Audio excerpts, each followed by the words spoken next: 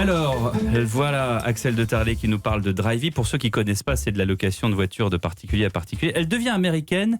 Et Axel, c'est encore une de nos pépites françaises du web qui part aux États-Unis. Oui, Drivey, start-up française créée en 2010, donc effectivement, vous l'avez dit, qui propose de la location de voitures entre particuliers. La société s'est également implantée en Allemagne, Belgique, Royaume-Uni, Autriche, Espagne. Vous voyez, une vraie réussite. Elle est présente dans 170 villes européennes. C'est le leader européen du marché, donc réussite française. Et ce qui vous désole, c'est de voir Drivey se faire racheter par son concurrent américain. Bah oui, malheureusement, on a l'impression que c'est assez systématique dans le monde français du web. On a l'impression que se faire racheter par un grand groupe étranger est le seul horizon de nos entrepreneurs Internet. Alors on peut faire la liste. Est-ce que vous vous souvenez de Mythic, le site de rencontre de Marc Simoncini? Ça a été racheté par l'américain Match.com. Est-ce que vous vous souvenez de Price? C'est un film. Oui, je confonds. Mais un autre film américain. Oui.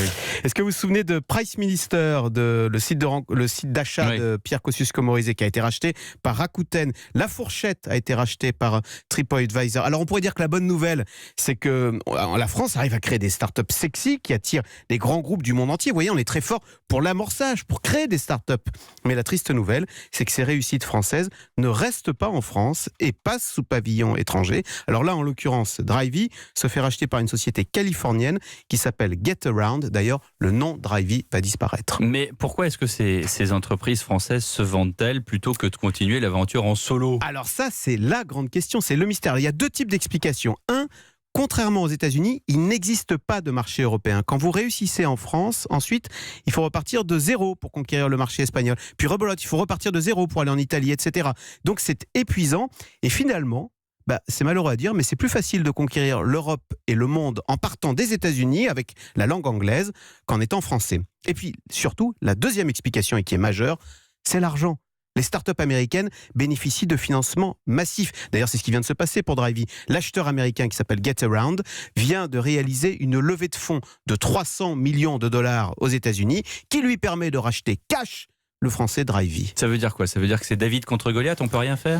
Ça veut dire que quand on dit qu'en France on manque de capitaux, on en voit les conséquences immédiates, on a moins d'entreprises. Quand on dit qu'en France qu'on est nul en anglais, c'est vrai, ça nous fait rigoler, on en voit aussi les... Alors je dis pas que ça explique tout, mais enfin, si vous regardez en Europe, le pays qui compte le plus de grandes entreprises Internet, on dit de licornes, vous savez, c'est ces sociétés qui sont valorisées plus d'1 milliard de dollars, c'est la Grande-Bretagne, le Royaume-Uni, où l'on trouve à la fois des capitaux et à la fois la langue anglaise. Tu m'étonnes, évidemment, ils sont anglais.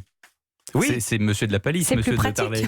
Non, mais c'est ce que je veux dire. Mais oui, mais je sais. Pardon, mais les Suédois. On a compris, Axel, c'est de l'humour. Il est énervé aujourd'hui. Oh là là, il est colère, il est chagrin. Vous vous moquez de moi? Oui, évidemment. On va se gêner. Non, mais Spotify a réussi dans le monde entier devant Deezer parce que ce sont les Suédois qui immédiatement ont une vision mondiale avec la langue anglaise. Nous, on part avec l'accent gaulois, vous voyez. Donc on a plus de mal. Like a French.